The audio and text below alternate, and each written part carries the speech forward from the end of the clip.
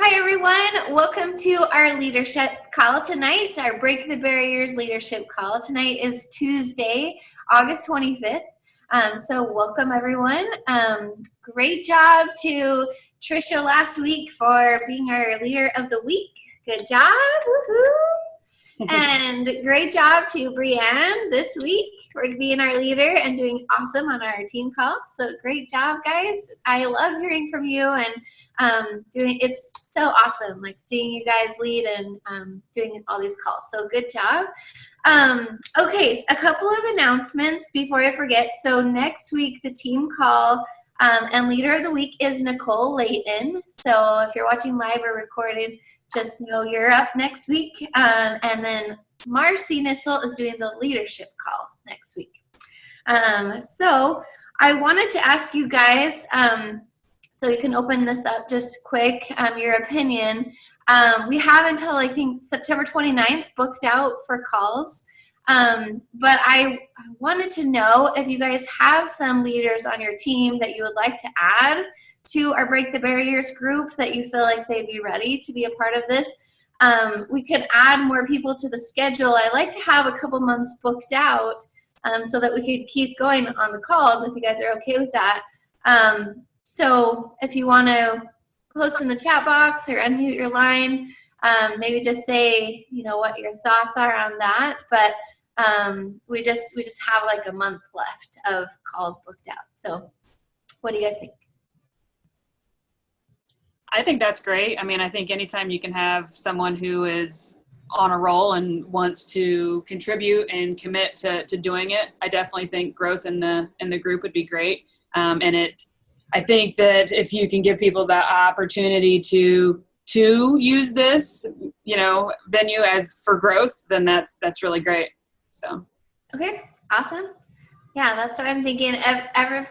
Everyone is okay? Thumbs up? Yeah. Okay. Looks like we got a good thumbs up from everyone. Okay, great. So what we can do is if you guys want to check in with your teams, I know we posted the 2-star, the 2-star challenge to be 2-star by November 1st. So if you have a couple of your leaders that are kind of ready to go and you sent the application and they're going, maybe have the conversation with them and just say, this is a really interactive group, because we have had some coaches join this group, and then when it comes to the team call or leadership call, they're like, oh, actually, I don't really want to do it. So, so just let them know kind of what it is and what it's all about.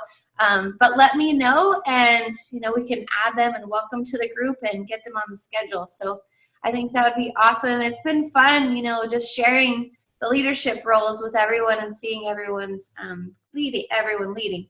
So, okay, that's first thing. Oh, yeah. I was going to say, since doing this, and I think you've talked about it before, but with your team, with my team, having my coaches do the call for my team, so then it's obviously a smaller team, so it might be a little bit less intimidating. And then plus two, they know, since they've been in part of that little group, then we kind of all know each other a little bit better. So then, I don't know, I was just thinking I think sometimes it is a little bit more intimidating, but just to maybe, I'm going to start doing that now, because I think this is beneficial. It's been beneficial for me, but trying to have my coaches run our team calls, like what you're doing with us, Yeah, I agree. So, if someone on your team isn't quite ready for this bigger group, I think that's a great start. If you're doing your smaller groups with your coaches, having them even just sharing 10 minutes of the call. I've done that where coaches just share, 5 or 10 minutes, but just to help them, or on webinars, I'll have coaches be guest speakers or things like that. But yeah, whenever they're ready. But I think that's a great point, Brianne, just kind of helping them get started with the team calls and getting them started on that. So yeah, I think that sounds awesome. So let's do that. So the last announcement I have, and then I'll turn it over to Trisha, is so I am doing a webinar tomorrow with the coaching opportunity. So anyway, anyone's welcome to join, and I'll post the replay, but just so you guys know that that's going on. And then I'm kind of also going to revamp. I know if you guys have been listening to Megan E. Wilson's leadership or her stuff, she's put out a couple of calls about how she does her sneak peek groups, and I really like what she's done. And I watched her go from nothing to 15-star in like 2 years, and it's all just been duplicating her leadership. And so anyway, so I'm going to be kind of revamping that, and I'd love to hear your guys' thoughts, not right now, but maybe on another time if you guys wanted to, share what you guys are doing with your teams. But I think that's a huge opportunity that we have to help our teams with becoming more leaders. So anyway, there's a couple of announcements. You guys are awesome. So I'm excited to announce Trisha is our leader for our leadership call today, and she's going to share an amazing call tonight to help us to overcome some fears and help our teams as well, and share some things that she's done. So thanks, Trisha. No problem. I am going to preface this call with I have been fighting a headache all day today. We went hiking this morning, and we didn't get out till late, and we pushed really hard, and I think I dehydrated myself, so I'm paying the price for that. So I am going to try to adhere to some of what I'm going to tell you here and power through my headache, so pretend like I don't have one. So one of the things that I think for me that I've noticed, the areas that people tend to have problems with, and we've had a lot of calls about confidence and fear, and just getting out there and feeling good about what it is you're doing and getting over those obstacles that are put in our way. So it obviously is something that a lot of us struggle with, and I think it's something that probably most of us struggle with, unless you're just that personality type where you're just out there. And so what I feel like I've noticed the most about, and I even mentioned it last week, what I've noticed most about a lot of the top coaches is that, I'd say 98% of them that I've seen, they are just very enthusiastic. They, love what it is that they're doing. They know the opportunity is amazing. And no matter what, they try to bring people up and say, hey, look, this is awesome. And so I think, and not to say fake it till you make it, but I think some of it has to do with just getting that fire and going, hey, I'm going to scream this from the rooftops and say that this is amazing. Because, you can say, oh, this is great. But if you go, oh my gosh, this is awesome, people tend to want to follow you better if you have a little bit of excitement and enthusiasm behind what it is that you're trying to portray. And I think that that's just the common thread that I see through all of these amazing top coaches, is that they just have enthusiasm. They are excited, and they let their people know about it. Now, that doesn't mean they don't share their struggles and they don't have their down times, but when they talk, people want to listen. And so I got to thinking about, what makes somebody want to join a team? What makes somebody want to follow somebody? I mean, even if we take, Shaun T or Chalene Johnson or any one of those people, sometimes it's not necessarily, it is what they're saying, but a lot of times I think it has a lot more to do with how they present themselves, how they say it, what they believe in. And what we have to believe in is something pretty special, if you ask me, and I think everyone on this call would agree. So if we can take that same fire and then add some pizzazz to that so that people believe when we say it's amazing and that it's great, they can see that in us as well. I think it's easier for them to follow, and it makes them want to join in. So I do think that probably the thing that gets in most people's way is the fear of what other people are going to think, no matter what it is, whether it's on recruiting someone to come into your fitness challenge, or whether it's the business opportunity, or even once you get into the leadership role of, hey, I'm leading my team. I know there have been times where I'm like, oh, do I want to say that? Do I, and you worry about what those people are going to say or think. And so I've been reading The Slight Edge. I've had this book for probably 2 years and have not read it. So I'm admitting to that right now. But since I've started reading this book, Me too. yeah, I saw that. I was like, hey, it's amazing. It is as good as You Are a Badass. I'll tell you that. So this one should be the next one on your list for anybody that hasn't. One of my lights just went out, so sorry about the mood lighting. But there's a ton of great information in here that really just helps you to reduce the fear. Like, it makes you realize, who cares what anybody thinks? You know what I mean? You have got the stuff. You have something that's amazing. And if you don't share it with people, that's what you should be more worried about. So I want to read a couple little things out of this book. So Brianne, I was happy to see you read a few things from your call. I was like, oh, is people going to be weirded out by me reading from the book? So anyway, this was one of the pieces that really, like, I was like, oh my gosh. But it's called What I Learned from Funerals. So it says, at one point in my life, when I entered the corporate world and went to work for Texas Instruments, I was all ready to work my way up in management, but life had other plans for me. I showed up for work and they put me in sales. I was horrified. I didn't want to be a salesperson. I hated sales. I didn't think I could do it. I knew I couldn't do it. What I had was not a fear of rejection. It was a terror of rejection. I knew what I would do. I would quit this job and go back to graduate school. But successful people do what unsuccessful people are not willing to do. I was up against a wall and I had to do it, and I knew it. For my first sales call, I pored over customer files and found the tiniest, most insignificant account I could. A tiny little drugstore in Gainesville, Florida. I figured that if I was going to make a mess, I might as well do as little damage as possible. I drove for 2.5 hours to arrive at the store, white-knuckled with fear. I parked and sat in the lot for a good half hour, leaning my face into the air conditioner vents, with the AC turned up full blast and sweating buckets. I was terrified. Staying in that car would have been the easiest thing in the world to do right then. And on some level, even though I had not yet articulated the slight edge philosophy in my life, I knew that this simple little error, compounded over time, would rob me of all of my dreams. As I prepared myself to go in on the first sales call, I had been literally praying for help. And as so often happens, when you ask questions in all sincerity, an answer came. In this case, it came in the form of an article I happened to read in a magazine. The article was about funerals, and it informed me that on the average funeral, about 10 people cry.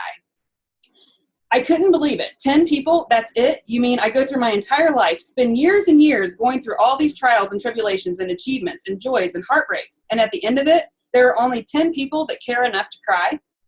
I went on to the next paragraph, and it got worse. Once those 10 or fewer people had yanked their hankies and honked their noses at my funeral, and it was over, the number one factor that would determine how many people would go from the funeral to attend the actual burial would be the weather. The weather? If it happened to be raining, it said 50% of the people who attended my funeral would decide not to go to my burial after all. I really couldn't believe it. You mean I'm lying here at the grand conclusion of everything I've ever said and done, of everything I've called my life, in those final moments when my entire life is called to account and acknowledged and memorialized by those nearest and dearest to me, those whose lives I most deeply and profoundly touched, and half of the congregation checks out halfway through because of the weather? At first, this really bummed me out, and then it was liberating. You know what? I thought, I don't give a damn what anybody thinks of what I'm doing anymore. If the odds are iffy as to whether or not they even cry at my funeral, and chances are 50-50 that they'll duck out before I'm even planted, if the sky happens to cry for me more than the people do, then why am I spending so much time worrying about what they're thinking now? Why would I be afraid of rejection? Why would I be concerned about what the majority thinks? Why would I be worried about what 95% say, think, or do? Facing some truths about one's own death can bring one face to face with some important truths about one's life. Reading that article enlarged my comfort zone and gave me an edge of courage. Just a tiny edge, but the edge I hadn't had before, a slight edge. I finally mustered what courage I had, turned off the car, went inside, and gave what I am convinced to this day was the worst presentation in the history of sales. They did not buy a thing. In that sense, it was a total failure. But when I got back in my car, I was elated. I had blown the sales call and had achieved a victory in my life. A few days later, I happened to be thinking about that article as I sat in my car, stopped in traffic. Just then, I saw why we were all stopped. A funeral procession went by. It took less than a minute because it contained only a few cars. As traffic slowly started moving again, I thought that person lived his or her entire life worrying about what other people thought. And it suddenly hit me. Who has a long funeral procession? At whose funerals do thousands cry? For whom do millions mourn? For those who will do what others are not willing to do. For those whom we erect statues. Martin Luther King, Gandhi, Mother Teresa, Lincoln. Gigantic funerals are held in great crowds. Sometimes entire nations mourn for those who spent their lives not worrying about what other people thought. And so I read that and I got chills and I went, that is so real. You know what I mean? And on every level of what it is that we do as coaches, because I know for me, and people ask me all the time, Trisha, what did you do to get over your fear? What did you do to gain your confidence? And I'll admit I have more confidence today, but the fear is not gone. The fear is always there. I'm always worrying. More mood lighting. How do you like that? I'm always worrying about what other people are going to think about what it is that I'm doing. And so that really got me excited because it's like, we can free ourselves from that, you know? And if we can take that and present that with enthusiasm to the people who are following us, the people that are on our team that are looking to us to lead them, if we can empower them with that thought and that freedom that it doesn't matter what other people think, then we can all grow huge teams of people that are liberated to share the message that we have that's amazing. I mean, because honestly, is there any one of you that thinks that what we have isn't an amazing opportunity from every single level possible? Personal, physical, financial, mental, emotional. I mean, Beachbody has changed my life on all of those levels. And so for me, if I can be Summer Tucker, if I can be Melanie Mitro, if I could be fit and funky and have even just a handful of people follow me because I don't care what some people think, and that there are some people that will look at me and thank me someday for not caring what some people think, because the small majority of people that are going to be successful at this business aren't your average person. They aren't the average person that will naysay and look down upon what it is that we're doing. We're looking for, he talks about 5% of people are successful, 95% of people are not. We're looking for that 5%, and that 5% has a different thought process and a different mentality about what's normal or what's right or okay. So that's the first thing that I wanted to share, because I think that, all of these things work for every single part of our business, but if we can be a leader that exudes that enthusiasm, that says, you know what, yep, I'm scared right now, but I don't care. I'm excited about what it is that I have, and I'm going to use that excitement to take me to the next level so that I can share the message. And then we pass that on to all of the people who are following us, and they do the same thing. It's amazing. Like the possibilities are amazing. So one of the things, and I know Brianne talked a little bit about this on her call about, what you learn when you're young, you know what I mean? We get programmed into these things that we think are right or wrong, or, beliefs and whatnot. And one of the things that he mentions in this book is talking about, he talks a lot about when you're, learning to walk, you don't just give up. You don't go, oh, this is hard, I'm just going to crawl for the rest of my life. You walk, because that's how we're truly built. We are built to succeed. We're built to not give up. Because why else would you? You got a choice, right? You got a choice of whether I'm going to keep going, I'm going to keep falling down, and I'm going to get up and I'm going to walk, or you decide that you're going to crawl. Well, crawling's not an option, right? So if we look at everything that we need to do to be successful in this business, we need to see it as that. We need to see it as, I'm not going to give up because I fell down. I'm going to walk. I can't crawl through life. I have to do this. Let's see. So I want to read a quick piece here. It says, in the process of learning to walk, did you spend more time falling down or standing up? If you were anything like most babies, you fell far more than you succeeded, walked. It didn't matter. You were on a path of mastery. It says, did you ever have a thought of quitting? Did you ever say to yourself, it just looks like maybe I'm just not cut out for this walking stuff. Oh, well, I guess I'll just have to crawl for the rest of my life, which really isn't that bad when you stop and think about it. I'm sure I'll get used to it. Of course not. You were on the path of mastery. You were already a master. Now it was a matter of you using your walking skills to get caught up. It says constantly falling down was really uncomfortable. It hurt, and you probably looked pretty silly lying there on the floor like a beetle on its back. But you kept at it anyway. Why? Because successful people do what unsuccessful people are not willing to do. And all babies are successful. All babies are masters. We're designed that way. All babies instinctively understand the slight edge. And so if you think about that, it's painful to put our fear aside and put out a message. It's painful to try to lead a team sometimes because you're afraid of what they're going to say. And if you, it's going to hurt sometimes to have to get through that, but after you do it over and over and over, it's just like any of you that haven't, that maybe when you first started doing videos, you weren't really comfortable with doing videos. But the more you did them, even if you weren't sharing them, even if you were just recording the videos, you eventually just got to the point where you didn't even care. I mean, I don't know about you guys. I don't even watch my videos anymore. I record a video and I post it. I don't have time to sit and critique myself, because if I do, I know I'm going to redo that video like 12 times and waste time that I could be doing something else. So, you know, going through the pain, you just have to do it. You know, again, I have people constantly, Trisha, what did you do? It's still there. I still just keep pushing myself because I know what we have is amazing. So I think that knowing that it's okay, knowing that we're going to experience that stuff, but to tell ourselves that we're going to keep going is what will get you to that place where you can put away the headache. You can put away the fear. You can put away all of that stuff and say, hey, what we have is amazing. And you exude that to your team. Again, your team will do what you do. I mean, there's a handful of people that will be willing to go and do more than you. There are going to be those people that show up, and I've had people do more than me at times as well. But most people will only do what you do. They're going to follow exactly what you do. And so if you are afraid to share, if you are afraid to lead, if you are afraid to invite, if you're afraid to present this opportunity, then your people are going to do the same thing. So I encourage you to get out and make that happen. So the thing that, and it's funny to me because I'm going through these things backwards in this book because they feel like they fall right into place, but backwards. It talks about the ripple effect. When you create positive improvements in your life, a positive ripple effect is created all around you. You become a better relative, friend, business associate, and community member, which in turn creates a bigger positive impact on society than simply the change created in you.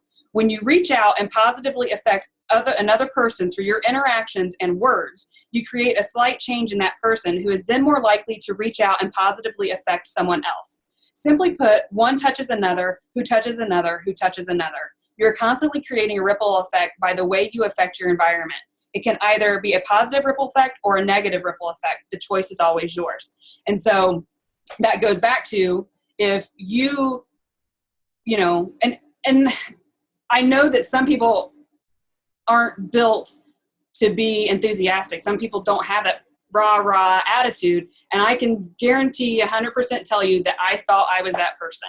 But I hope that from the messages that I get after I do talk, where people have reached out to me that empower me to make me believe that, yes, you still have to push through the fear. You have to put away all those things that are keeping you down, all the stuff that's saying, Trisha, go back to bed. You don't have to do that. You know, it makes you go, I have to keep doing this. I have to get on here and smile, and I have to share the good stuff. And what happens is when you do that, it not only lifts all those people up around you, it lifts you up. It takes you to that next level where you're like, yeah, I am awesome, and this is awesome, and you're awesome, and we're all awesome. You know what I mean? Like, I told myself for a while I was never going to say the word awesome again because I use it way too much. I'm sure you all understand. So I just think that to me, again, goes back to, if you look at all of the people that are successful in this business, they exude that enthusiasm. They're excited. They portray it more like, they portray it out to their team, and it's constant. You know what I mean? You get in front of those people and they are like, yeah, everything is great. So the last little thing that I want to read out here is it talks about having a good attitude. It says, attitude is a little thing that makes a big difference. And that's a quote by Winston Churchill. It says, when all things are equal, attitude will set you apart from anything else. when you're going for a job, it's the difference maker. If a girl has a choice between two handsome men where one has a great attitude and the other has a lousy attitude, 9 times out of 10, she's going to pick the man with the best attitude. It's a difference maker for coaches who have 2 athletes who are a similar skill level and are looking for who to play. Attitude really is the difference maker. And so, and I completely 100% agree with this. And if you have a positive attitude and you think positively about what it is that we're doing, it's easier to exude that. It's easier to have that enthusiasm. So now you've said, all right, yep, I'm scared, but I'm still going to do it because I know that it's going to be great for me and it's going to be great for every person that I touch. And then that turns into, you having, obviously the good attitude. But if you have all of these things and you can provide the good attitude and you can have the enthusiasm and you can get that out to your team, then that turns into action. I know that from experience, every single time I've ever gone to a live Beachbody event, when you go to Summit, when you go to Super Saturday, when you go to any training, anything that we happen to get our hands on, when I walk away, since I've seen enthusiastic people who are making big changes, who have a great attitude, and all of that stuff, it makes me want to take action. So that's where I look at it and I go, if you can see the end, which is, if you start taking action to do all the things that we need to do, because to me, the two of the biggest things outside of how do I find people, two of the biggest things are how do you get past your fear and gain confidence? And then, how do you get people to see that the excuse of I don't have time or whatever thing is keeping you from taking action, if you can get those things taken care of, then the success is just on the other side of that, because action is what takes us to that place. If we can walk away. So if you think about it and you do a Periscope or you do a call with your team and you're really excited and you are lifting everybody up and they get off of the phone every time, or they get off of whatever, they leave an event, think about your own personal experiences with that. Don't you want to go and do amazing things? You're like, okay, I'm ready to take action. This is awesome. So that's kind of my thought process on what would make a successful coach. And one of the things that I did yesterday is I reached out to Summer Tucker and I asked her, I said, I need to speak on this leadership call. And I wasn't really sure what I was going to talk about this morning, honestly. Yesterday, so I reached out to Summer Tucker and I said, hey, this is totally out of my comfort zone. And it is. I am most scared when it comes to talking to my peers. So you guys and the people who are in our upline and the people who are successful, all of those coaches, that scares the crap out of me. Like, to ask someone for help, especially, it is like, I ain't doing that. Nope, not going to happen. And I sat there yesterday and I sent Summer a message and I said, Summer, I'm going to ask you this. And I said, I understand if you don't have time, but you never know unless you ask. And I asked her, I said, what do you think is I said, I've been asked to speak on a leadership call. And I want to know what you think is the most important thing that a person can do to lead a team. Well, what she came back to me with, and we're scheduled to have a call, which whenever I do talk to her, I'll be back to share all that with you guys. But she said, I'm glad to help you. She's like, tell me first, what do you think is the most important key to being a successful leader and leading a team? And it made me reevaluate, sit down and really think about all the stuff that I've been reading, all the stuff that I've been doing, and what things I have in my life when I'm the most successful. And so it really helped me to dig inside, because I was willing to step outside my comfort zone and do that. And then it triggered something that made me go, all right, she's asking me for something here. And I know why she did it. She does, I'm sure she gets thousands of questions from people all the time. And I think that's probably one of the reasons that we don't ask, right? We don't put ourselves out there because we're like, well, why would she help me? But what it did was it made me think, and it made me work a little bit. So I'm excited to chat with her, because we are supposed to sit down and talk a little bit about that. But it made me realize that just like all of the other things in the past where you're going, what is it? What is it? What is it? it's already in you. You already know what you need to do. You just need to do it. And if you really look at your business and you look at your team, you can see the things that people need help with, and then just provide that, and if you can lift people up and have a great attitude and be enthusiastic, I think that all of the other stuff kind of falls into place. So I hope that wasn't too much rambling. That was awesome. I loved that. Yeah, that's so funny. I've had the Slight Edge, probably like 3 years, and I keep needing to read it, and I've read lots of other ones similar idea, and so I've been doing the Diamond Dash or the Diamond thing again with Bob, and I'm like, okay, I'm gonna read. So I just read that funeral part yesterday too, and when you were saying that, I almost grabbed it to be like, this is the funeral part. Right. Yeah, no, and I'm doing the 90 days with Bob too. I mean, one of the things that I realized for me, and you guys all know that I'm here and then I'm gone, I'm here and I'm gone, I'm all over the place, is that I constantly make these promises to myself and to my team, and then I let stupid stuff get in my way, like my depression and things that are going on. But the shame of that is that I know that when I am engaged with you guys and I'm engaged with my team and I'm doing Beachbody, I'm being a coach, I'm changing people's lives in whatever aspect, my depression is over there in the corner. You know what I mean? Like I don't have it. It goes away.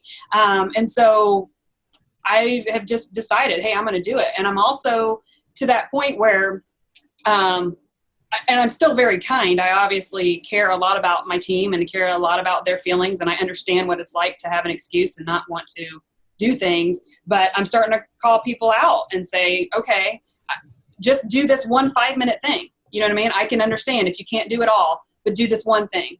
Do one thing, just one thing.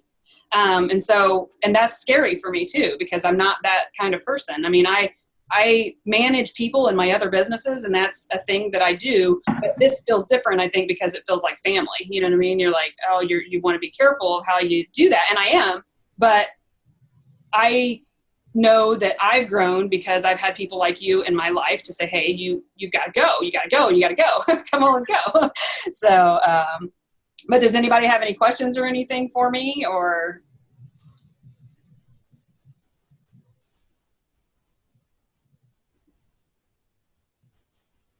I like what you said, Trisha, about, and it kind of had to go with Brianne's, can you guys even see me? Sorry, it's dark, and I'm like, I'm not going to turn the light on.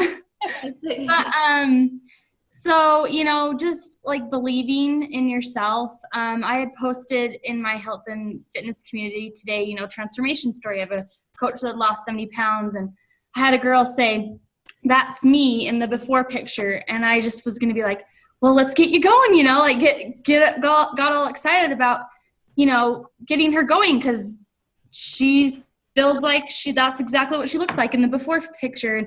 But then I was like, okay, no, I'm not going to say that. So how am I going to respond to this? And so I just said, I know you can do it. Just believe in yourself that you can, be where you want to be. And so that's all I posted, and she hasn't replied back. And so I'm, you just worry about what you say to people, but really, like, I think that's part of all of this, pushing the fears and the concerns aside, and people that you approach as well as, potential coaches and just anybody about inviting, they have fears, and to get to them to talk about it is hard. But just knowing that they have someone that believes in them. You hear all those success stories of coaches and how they got into this and how they got into challenge groups and stuff. And really it's just, someone believed in them. And so I try to take that approach too, as, people just need to be believed in. But also we have to believe in ourselves to know that we can, be to where we want to be. And that's why I think it's so crucial to set goals for ourselves. And, we talked about personal development and all that stuff. So I really enjoyed your call, and Brianne's. You guys did awesome. Thank you. I think one of the things that I believe is that, like especially this girl that you have, she wouldn't have made the comment if she didn't want you to reach out to her. I mean, that was, even if she was, who knows, but that was hey, I want to change. Whether she's ready or not 100% right now, she obviously is saying, I want to change, or else she would have just passed through it and not made a comment on it. So, and I too, like, that's one of the things that I struggle with, like inviting people personally. I'm terrible on the phone. People ask me, you know, how do you do on the phone? I'm horrible. I feel salesy when I want to get somebody on the phone, and I know that I'm not that, but for some reason I can sense, I feel like, and maybe it's because I feel like if somebody got me on the phone, I would feel that way. And so this is something Shannon and I have worked on before, where I got to get out of my own head, you know what I mean? Because just because I think that doesn't mean that they think that, you know what I mean? So like, you know, just knowing that you're doing more, you know, you might upset someone along the way. Someone might not agree with you. Someone might put us down, whatever. We can't worry about those people. We got to concentrate on the ones that do want our help and that do see the vision. So I just, and it's hard for me, like, and I've gotten to the point where I'm starting to just reach out to people and start conversations, and, you know, I do some personal stuff with them, and then I say, hey, you know, have you ever thought about, and I'm just doing it. And I'm like, all right, if that person tells me to go blow, then whatever, you know what I mean? I don't care. Are they going to cry at my funeral? Probably not. Oh. So. Yeah, great comment. Yeah, I think I really like what you guys have talked about, and it seems like this is a really big topic that has come up on our team that I didn't realize. You know, we've talked in different forms about this topic a little bit the last couple of weeks, and I think the biggest thing, I know for me, I've had a lot of huge fears in this business. One of my big fears on leadership has been letting other people lead. And because I just like to just do everything, and I'll do the group, and I'll do the call, and I'll do the webinar, and, you know, I'll just do it and everyone follow. And that's just kind of how my leadership. And so it's way out of my comfort zone to like, okay, you do your own group, you do your, you know, like do that. And, but recognizing, you know, whether it's in a leadership fear or if it's a fear, you know, reaching out to someone, inviting, I know for me, like the biggest thing to get over my fears is, like we've talked about, taking action and doing it. And a lot of times it's not going to be perfect. It's not going to be good. You know, like when you talk to people on the phone, like I've failed so many times, or like messaging someone, I'm like, I just killed that. They're never going to talk to me again. But, you know, not even worrying about it. And just like, I think there's a victory and there's success if you tried. And if you did it, that's success. And even with your, you know, with anyone, I say that's success if you tried it, if you did it, and the more you do it, the better it gets. So anyway, it looks like we're down to less than a minute, so I'm going to wrap this up. But thank you so much, Tricia. That was an amazing call. And Brianne, those calls went hand in hand. So amazing tonight. Thank you so much, everyone, for joining us live or watching the recording. We have an incredible team of amazing people, so thank you so much, everyone. Hope you have a great night, and we'll talk to you again next time. Bye-bye.